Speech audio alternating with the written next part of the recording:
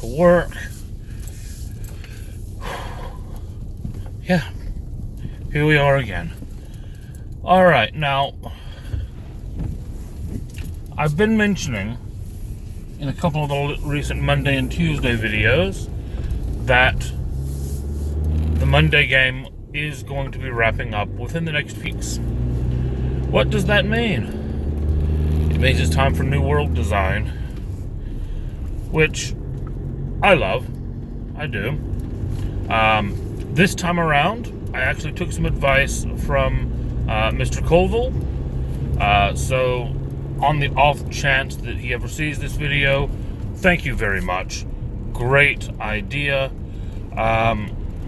The concept of the pitch document. I've done similar things to it in the past, but it's been a few years, and never quite in that same format that as soon as I saw it, I really liked. So I put together my pitch document. And I'll probably come back around this evening and link to that below so that you can have a look at it if anyone is interested. But basically, I put together 5 or 6, I can't remember now, ideas of games that I've been working on in my spare time, what little of it there is. Some things that have been running around in my head. So I gave the players a chance to decide, of these, which one would you like to play? The one that they chose was a game which I've called Fury of Fenris. And the reasons for that will be very clear very shortly.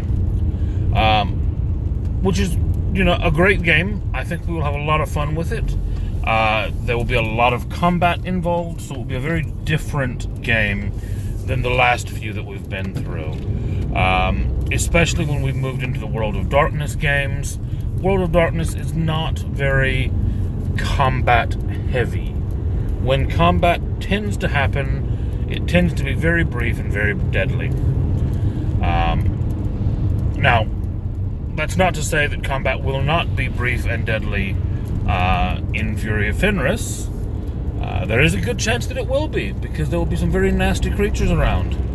But combat will be more of a way of life in this game. Now, what that means, though, is that I want to spend my next few videos, the Wednesday and Thursday editions at least, talking about Fenris and how this world has developed in my mind. And the first thing I have to say, and this is purely a genuine declaration, I take no credit whatsoever for creating the world of Fenris. None. It is not my idea, not at all something I came up with, nothing that I had a hand in or a suggestion towards, nothing whatsoever.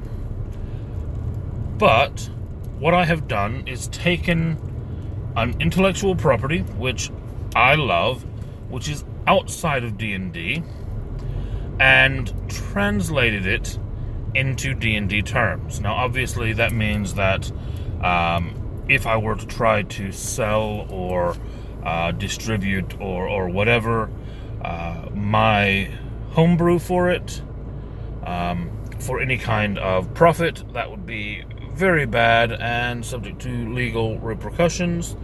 But as with many things, as long as I'm not trying to make money off of it, as long as I'm just doing it, for the fun of my gaming group,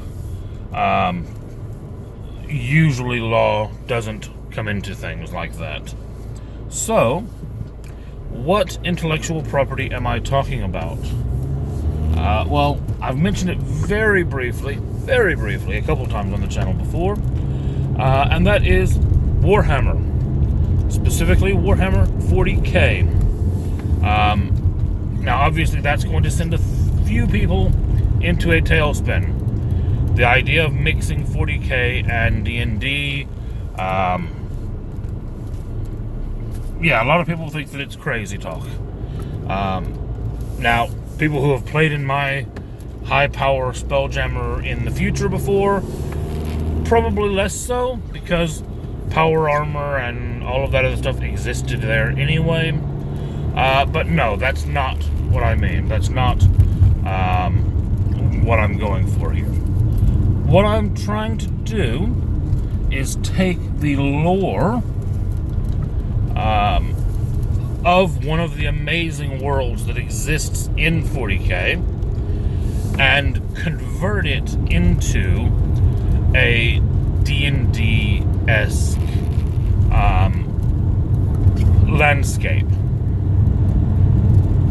So that's the idea, is to take Fenris from 40k, and not to bring 40k into D&D, but to bring Fenris into D&D.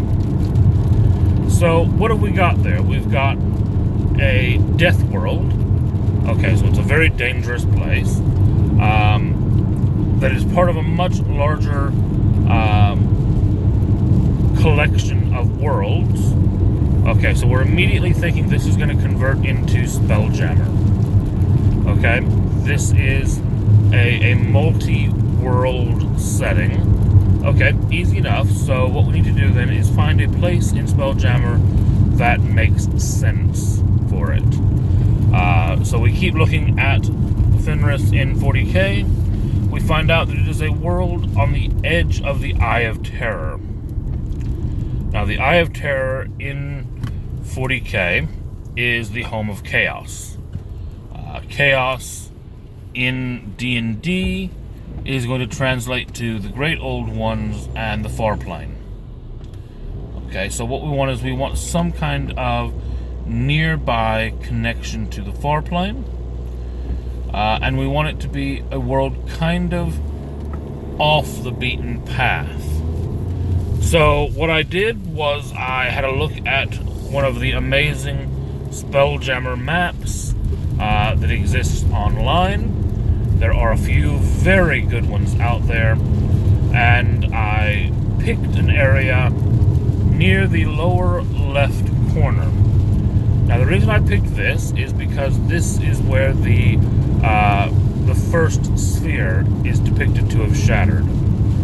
And I've decided that the shattered sphere, which is where kind of all of spelljamming started, if you're to believe the history, I've decided that that is going to equate to my Eye of Terror. There are going to be connections within that area to the Far Plane and to the Old Ones. So that's going to be my Eye of Terror. So I've got a world that needs to be near there. So what I then did was I looked around and I found a world, or a sphere rather, that was very close to a path, but not directly on it. It's kind of at the end of a path. And I looked at it and I pointed to it and I said, that one looks about right. I looked up the name that was on the sphere, which I'll be honest, I've forgotten at the moment. I did some research online, and I found basically that it is one of those spheres that's been mentioned in passing once, and there's not really any detail online about it. A lot of the maps that are out there, you will find a lot of these spheres on, and they are basically just kind of a named dot on the map. And the idea is, fill it in. You tell us what kind of worlds are there. You tell us what kind of people live there. And so in this case, I am. So I've decided that's where the game's going to be set. I know the sphere. I know where our Eye of Terror is. Then I need to start looking at the world. And that's what I'm going to be doing in my next few videos. I'm going to be looking at the world and converting things over out of the 40k technology mindset into what will be acceptable for D&D.